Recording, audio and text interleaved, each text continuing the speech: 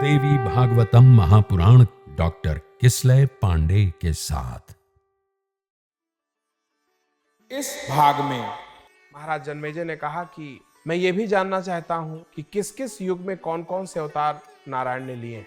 जिसके पश्चात महर्षि वेदव्यास बताना शुरू करते हैं कि चक्षुष मनवंतर में साक्षात विष्णु का धर्मावतार हुआ था। उस समय वे धर्मपुत्र होकर नर नारायण के नाम से धरातल में विख्यात हुए। इस वैवस्वत मनवंतर के दूसरे चतुर्युग में भगवान का दत्तात्रेय अवतार हुआ। वे भगवान श्रीहरि महर्षि अत्रि के पुत्र के रूप में अवतीर्ण हुए। उन अत्रि मुनि की भार्या अनुसुईया की प्रार्थना पर ब्रह्मा, विष्णु तथा महेश ये तीनों महान देवता उनके पुत्र के रूप में उत्पन्न हुए थे। अत्रि की पत्नी साध्वी अनुसुईया सती स्त्रियों में श्रेष्ठ थी, जिनके सम्यक रूप से प्रार्थना करने पर वे तीनों देवता उनके पुत्र रूप में अवतरित हुए थे। उनमें से ब्रह्मा सोम यानी कि चंद्रमा के रूप में, साक्षात विष्णु दत्तात्रेय के रूप में, शंकर जी दुर्वासा के रूप में उनके यहाँ पुत्रत्व को प्राप्त हुए।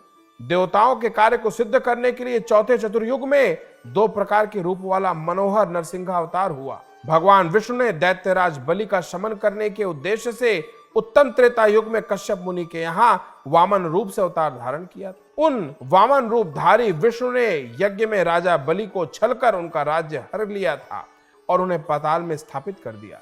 19वें चतुर्युग के त्रेता नामक युग में भगवान विष्णु ने महर्षि जमदग्नि के परशुराम नामक महाबली पुत्र के रूप में जन्म लिया।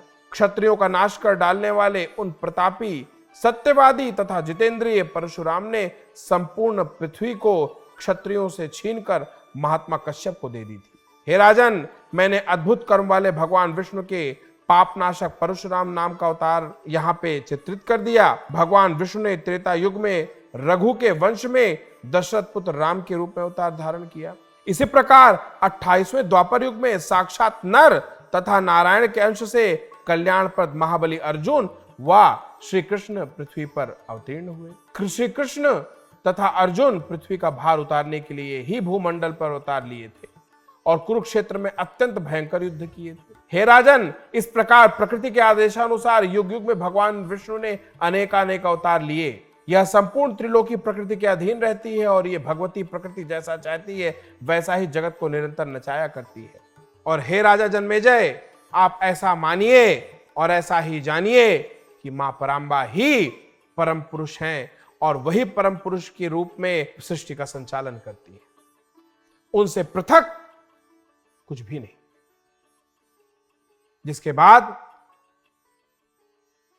महर्षि वेदव्यास आगे बताते हैं कि हे राजा जन्मेजय, कि जो मैं आपको नर नारायण की मूल कथा सुना रहा था उसके आगे का वृत्तांत सुनो। इसके बाद नर और नारायण ने आपसी सहमति से उन अप्सराओं को, जो वहां पे कुछ नहीं सुनने और कुछ भी समझने को तैयार नहीं थी, उनको ऐसा वचन दिया कि हे अप्सराओं,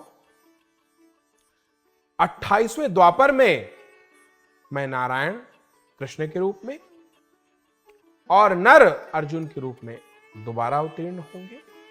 तब मैं आप सभी का, जो विभिन्न राजाओं की पुत्री के रूप में जन्म लेंगी, सबका पत्नी के रूप में वर्ण करूंगा और आप सारी की सारी 16,000 अप्सराएं 28वें द्वापर में मेरी पत्नियां होंगी। पर इस जन्म में हम लोगों ने अविवाहित रहने का संकल्प किया है, इसलिए इस जन्म के लिए हमें क्षमा करें, प्रतीक्षा करें 28वें द्वापर की, जब मैं आपका पत्नी के रूप में वर्ण करूंगा।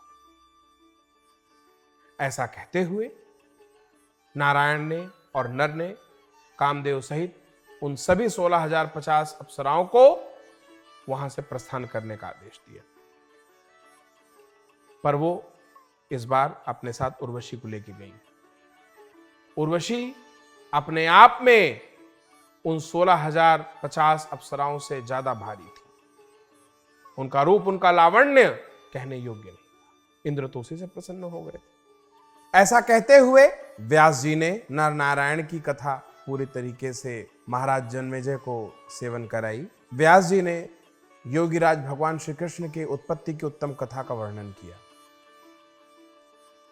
और कहा कि हे राजन, पूर्व काल में जब पृथ्वी पापियों और दुराचारियों के बोझ से संतप्त हो गई तो परेशान लाचार होते हुए उसने एक गौ का रूप धारण करके इंद्र के सामने अपनी पुकार लगाई। धरती ने, जिसने गौ का रूप धारण किया हुआ था, उसने इंद्र को बताया कि क्या क्या पाप धरती पे इस समय हो रहे हैं। धरती ने यह भी बताया कि अगर तत्काल उन पापों का, उन अत्याचारों का जो विभिन्न प्रकार के राक्षस दैत्य कर रहे हैं, उनका निराकरण नहीं किया गया तो वो रसातल में चली जाएगी। इंद्र ने पूरा विषय समझने के बाद धरती के साथ ब्रह्मलोक की तरफ प्रस्थान किया कि इस विषय में, चूंकि गंभीर विषय है, तो इसमें ब्रह्मदेव ही मार्गदर्शन कर सकते हैं। ब्रह्मलोक पहुंचने के बाद ब्रह्मा जी ने पूरा विषय सुना। उन्होंने ये निर्णय दिया कि इसमें तो जो भी निर्णय लेंगे वो भगवान विष्णु लेंगे। तो इस न्याय से वो भगवान विष्णु के पास पहुंचे। भगवान विष्णु के पास पहुंच के उनको पूरा वृत्तांत सुनाया और कहा कि हे महाबाहो, हे जनार्दन, आप इसमें अंतिम निर्णय दीजिए और तत्काल इस समस्या का निराकरण करिए, वरना ये समय दूर नहीं जब धरती को रसातल में जाना पड़ेगा। पहले से ही इस धरती ने काफी कष्ट सह रखे और ये आपकी जिम्मेदारी और आप ही कर सकते हो और आप ही को करना पड़ेगा। भगवान विष्णु ने पूरा वृत्तांत समझने के बाद कहा कि ब्रह्मदेव, इंद्रदेव समेत जितने भी देवगण मेरे पास इस समय उपस्थित हैं, उन्हें किस कोण से लगता है कि मैं इस समस्या का निराकरण कर पाने में सक्षम हूं। मैं स्वतंत्र नहीं हूं। अगर मैं होता तो आप कैसे भूल गए कि मैं रावण युद्ध में स्वयं नागपाश से बंधा हुआ था अपने छोटे भाई लक्ष्मण के समेत। तब गरुड़ देव ने मेरे नागपाश को काटा था। जब मैंने राम के रूप में अवतार लिया था तब मैंने कितने कष्ट सहे थे। अगर मैं इतना स्वतंत्र होता तो क्या मैं स्वयं अपने कष्टों का निराकरण नहीं कर लेता? फिर रास्ता क्या है? ब्रह्मदेव ने पूछा। बोले, रास्ता तो वही एक है जो सबका है, परांबा देवी भगवती। वही मूल शक्ति है, वही मूल प्रकृति है, वही सबको नचाने वाली है। हे ब्रह्मदेव, आप तो यह समझिए कि वो स्वयं बाजीगर हैं और हम सब उनके हाथ की कठपुतलियां हैं। वही खेल हैं, वही खेल नचाने वाली हैं, वही खेल का परिणाम है। न उनके आगे कुछ है, न उनके पीछे कुछ है, न उनके बाद में कुछ है, न उनसे पहले कुछ है। इस समस्या का या किसी भी समस्या का निराकरण एकमात्र उन्हीं के पास है। और जिसे यह लगता है कि वो कुछ भी कर पाने में समर्थ है, ये उसका अहंकार है। तो मेरी मानिए तो सम्यक भाव से एकनिष्ठ होकर मां भगवती की आराधना करिए, वही इस कष्ट का निवारण करिए। भगवान विष्णु के ऐसा कहने पे सारे देवताओं ने मैया का आवाहन किया। सब ने अपनी अपनी व्यथा मां को स्तुति के रूप में बताई और मां सबकी पुकार सुन प्रसन्न होकर प्रकट होती हैं और मां पूछती हैं, बताइए क्या कष्ट है।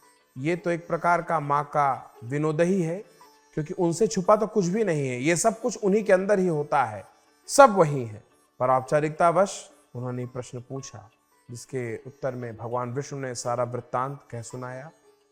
जो कुछ बचा था वो इंद्रदेव ने बता दिया, जो रहा सहा था वो ब्रह्मदेव ने कह दिया, और जो कुछ कहीं रहता वो लाचार दुखी धरती को देखकर मां स्वयं समझ गई।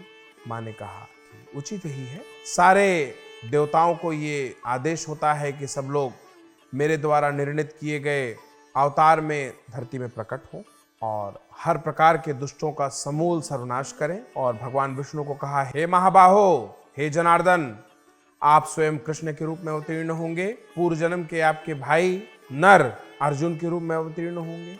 वह सभी देवता पृथक पृथक रूप से नाना प्रकार के अवतार लेके आपकी इस अगली लीला का संपादन करने में आपका सहायता करेंगे। मैं स्वयं अंश रूप में विंध्यवासिनी के रूप में अवतार लेकर ये पूरी प्रक्रिया समुचित रूप से संपूर्ण हो, ये सुनिश्चित करूंगी। ऐसा कहते हुए मां ने सबको प्रस्थान करने का आदेश दिया और मां धरती पहले ज्यादा प्रसन्न हो गई, इस आशा में कि अब जल्दी से सारे देवी देवता दोबारा पृथक पृथक रूप में अवतार लेने वाले हैं। इस कल्पना मात्र से धरती के सारे कष्ट जाते से रहे। और उसके बाद जैसा कि माँ का आदेश था, लोगों ने धीरे धीरे अपना अपना अवतार लेना शुरू किया। पर महाराज जन्मेजय एक संशय ये प्रकट करते हैं कि जब वो स्वयं पराम्बा हैं तो उन्हें क्या आवश्यकता है किसी को अवतार लेने के लिए कहने की। उनके तो सोचने मात्र से हर प्रकार के दुष्टों का, हर प्रकार के शत्रुओं का, हर प्रकार की बाधाओं का समूल सर्वनाश हो जाएगा, समूल उच्छेदन हो जाएगा। उन्हें क्या आवश्यकता है किसी को ये कहने की कि आप अवतार लीजिए।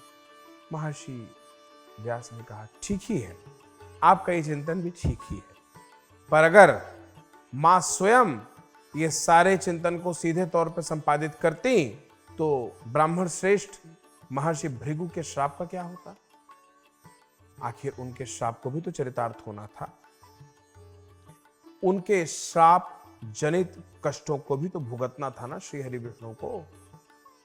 तो उसके लिए आवश्यक था कि वो अवतार लें और ब्राह्मण श्रेष्ठ महर्षि भृगु के द्वारा दिए गए श्राप के कष्टों को झेलें। तो इसलिए मां ने हर प्रकार की मर्यादाओं को ध्यान रखते हुए, हर तरह की औपचारिकताओं को ध्यान रखते हुए इस आदेश को निर्गत किया था। तो फिर प्रेम से बोलिए जय माता की।